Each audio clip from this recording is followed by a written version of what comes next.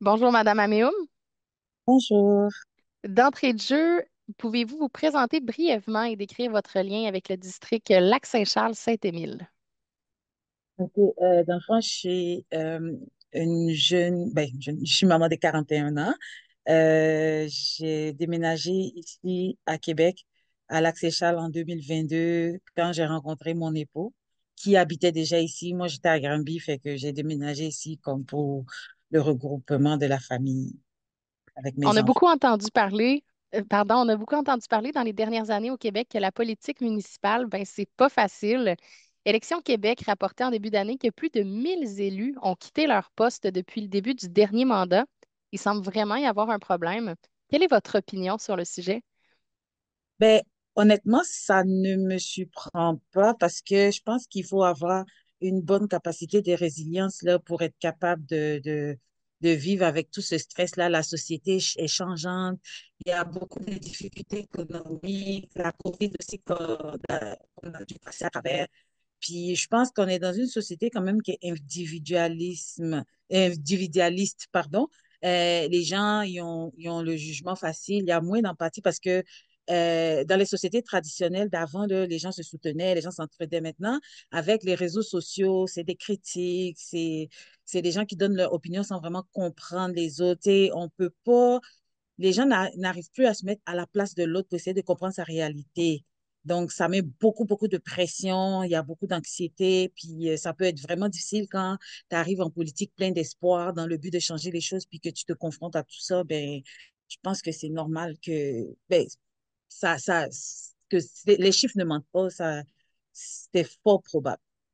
Quel est le premier dossier auquel vous souhaitez vous attaquer au début du prochain mandat? Ben, honnêtement, je pense beaucoup, beaucoup à la situation du lac Saint-Charles, dans la mesure où c'est quelque chose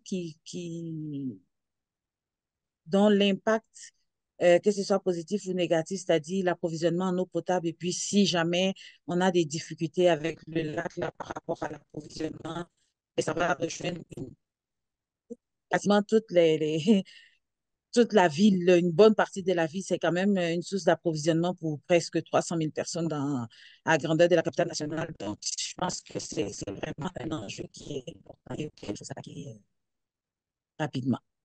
Si vous aviez à définir ce qui fait l'ADN du district Lac-Saint-Charles-Saint-Émile, comment vous l'expliqueriez?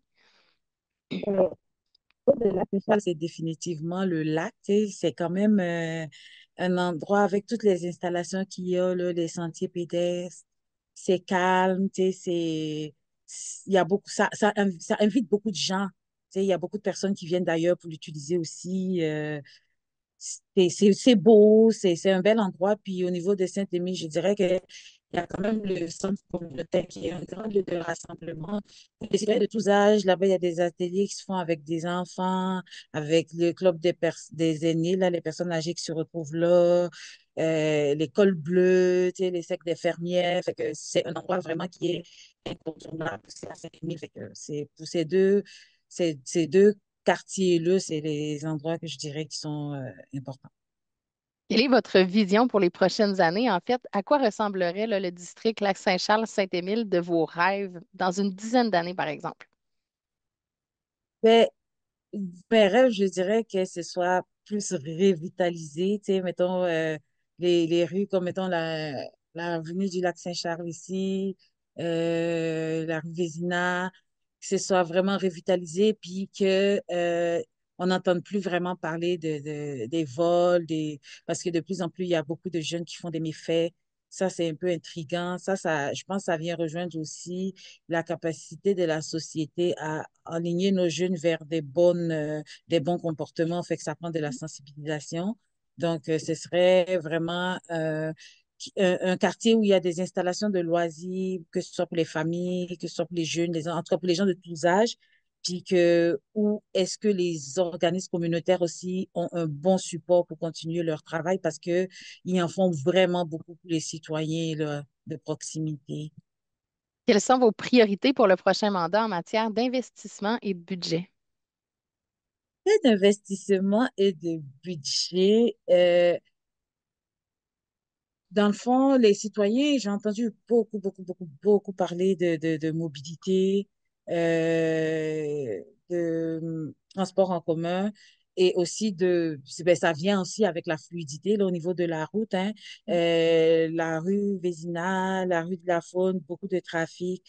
Le maire a annoncé cette année 400 kilomètres de pavage et de réfection de rue à travers la ville, dont 300 en banlieue.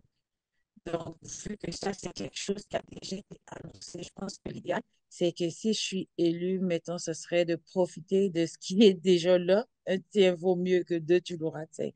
Puis d'investir sur ces rues-là qui sont vraiment problématiques, surtout la rue Vézina, là, selon les citoyens, ça fait vraiment, vraiment, vraiment longtemps qu'ils se battent pour avoir quelque chose. Donc, ce serait bien qu'enfin, cet enjeu-là puisse être entendu et puis réglé.